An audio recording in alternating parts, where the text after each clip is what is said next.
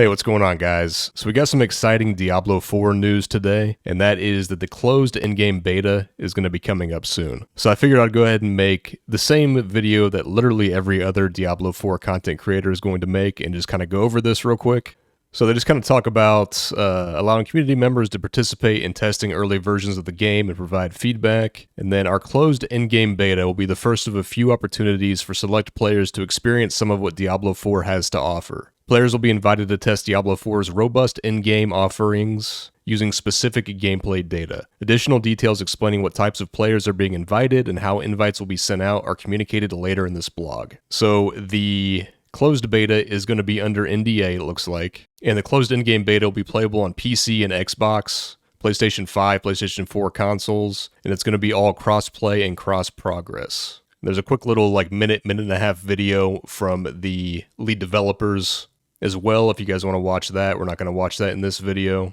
And so the point of this closed beta is going to be to test in-game. They kind of talk about that here. We've decided to focus the closed beta on Diablo 4's in-game offerings for a few reasons. The full story of Lilith's return to Sanctuary is not something we would like to spoil prior to release. Players will experience a post-campaign Sanctuary during the closed in-game beta. Also, for many, the in-game is their favorite aspect of Diablo. We want to ensure it feels satisfying and with no shortage of challenging variety to experience across many demon-slaying gaming sessions. To achieve this, we're collecting community feedback early. Players who are selected to participate in the closed in-game beta will have the ability to provide feedback between bouts of cutting down demons through an in-game feedback tool. And then after that, they do a bit of a rundown of what the in-game features are going to be in this closed beta. But I'm really happy that they're doing this. This is definitely something that we want. It's a good idea for them to put out as many alphas, closed betas, open betas as possible before release. And they've communicated many times that they plan to take community feedback into consideration.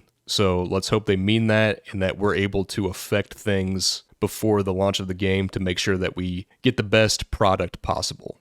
So then the rundown of what is going to be an in-game. So we got Helltide, Nightmare Dungeons, Whispers of the Dead, Fields of Hatred, and Paragon boards. So Helltide, and this is actually the first time I've heard of Helltide. This is something relatively new, I believe. Maybe this has been in some sort of information out there about D4 already, but I don't remember hearing about it. So while roaming Sanctuary on foot or atop your trusty steed, be aware of your surroundings, for you might find yourself caught in a Helltide. This is a new region-wide event that becomes available to heroes only once they have reached World Tier 3 Nightmare difficulty. In a Helltide, the servants of Lilith are empowered, having their difficulty increased, but dropping loot worthy of the danger.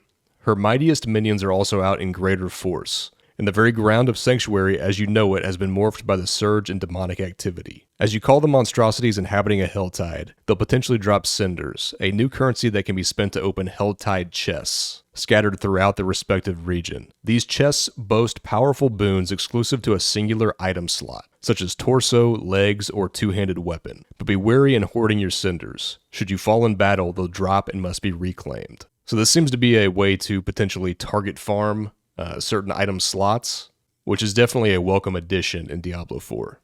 So Nightmare Dungeons, we already know a lot about these, so we've crafted a difficulty of Diablo dungeons straight out of your nightmares. Nightmare difficulty dungeons in Diablo 4 unlock upon locating your first Nightmare sigil. Each sigil corresponds to a specific dungeon and somewhere within Sanctuary. These sigils will add special modifiers to their dungeon, increasing the ferocity of the Hell Servants waiting for you inside and providing higher rarity loot.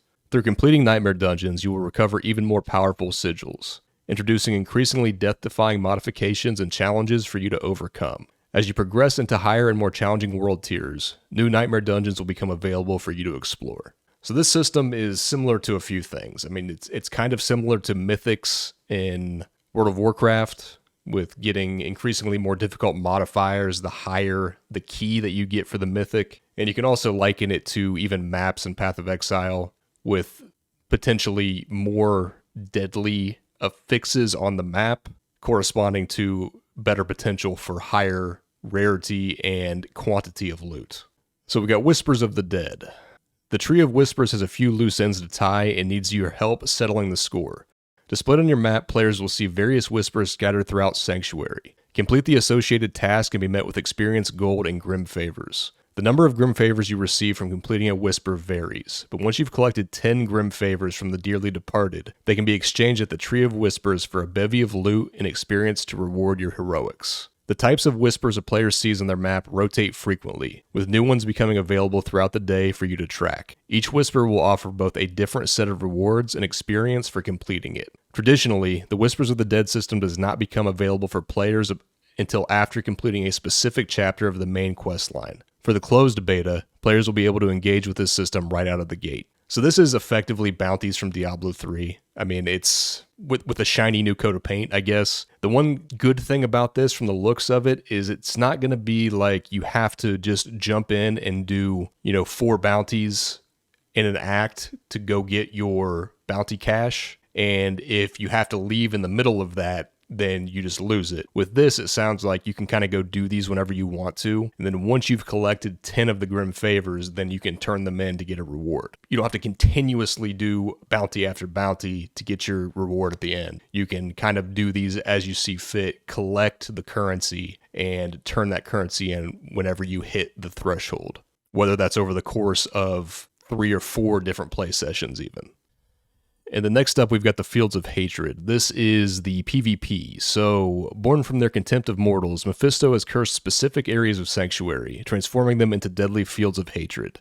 These designated PvP zones are the proving grounds for players looking to bring renown to their name through blood and zeal. While inside the Fields of Hatred, players can dispatch demons to collect Seeds of Hatred. To make use of these seeds, you'll need to bring them to the Altar of Extraction, where they can be smashed into red dust. Be quick to convert your Seeds of Hatred to red dust. They are the desire of other players lurking in the zone, and if they are skilled enough to overtake you in combat, your Seeds of Hatred will be dropped. Going through the trouble of transforming Seeds of Hatred into red dust does have its merits. Red dust will not be lost if you are filled. It can also be spent at the PvP cosmetic and mount vendors for ornamental rewards. So not really a ton to say here other than there's going to be PvP in the closed beta, which is great. We want to get PvP tested as early as possible and get feedback to Blizzard on that. So then we've got the Paragon boards. Upon reaching level 50, the Paragon board is an in-game character growth system designed to empower your hero unlocks. As your hero earns experience, they will receive Paragon points. These points can be spent to unlock new tiles, sockets, and even additional Paragon boards to further customize your hero and ascend to new heights of power. So there's a good amount of information out there about Paragon boards already, but effectively what it is an in-game skill tree that's customizable. Alright, so on to the important stuff. So who's going to be invited to this?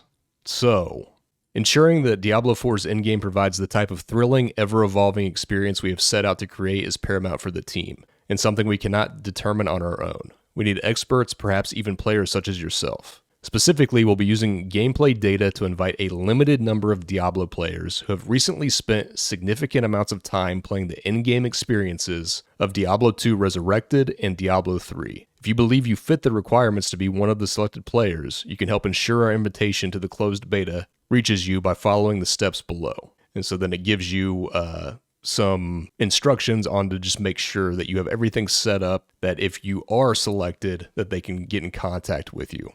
So the way to do this is either on the Battle.net launcher or the Battle.net website. You want to click your username in the top right-hand corner of the screen, go to Account Settings or View Account, and then go to the Privacy and Communication menu option, scroll down to Communication and Preferences, and it's going to look like this. You want to click the Update button and make sure the News and Special Offers from Battle.net option is enabled. So this will allow Blizzard to send an invite to the provided email if selected. In the event you are selected to participate in the Diablo 4 closed in-game beta, you'll receive an email invite from noreply@e.blizzard.com containing further instructions.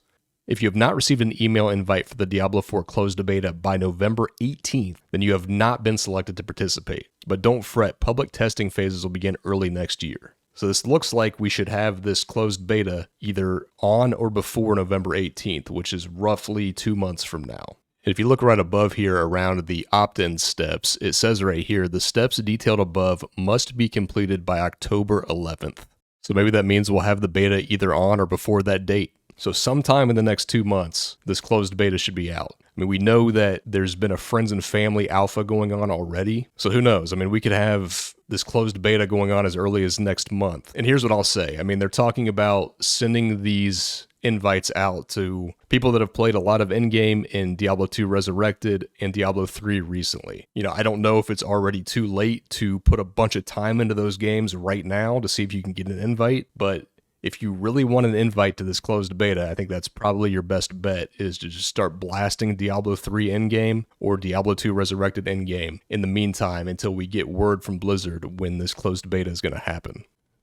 But yeah, either way, the release of Diablo 4 and us actually playing the game becoming a reality is getting closer and closer, guys. I'm still super pumped. I know there's a little bit of negativity out there about Blizzard and the Diablo franchise in general after Immortal, but I, for one, am going to keep my hopes up for now. I've waited for this game for too long not to be excited about it, and got my fingers crossed. So yeah, good luck, guys. I hope you guys get into the closed beta. Hopefully it'll be a relatively extensive test, and they'll invite a lot of people. But even if you don't get in, we can look forward to an open beta early next year. So thanks for watching, and I'll see you next time.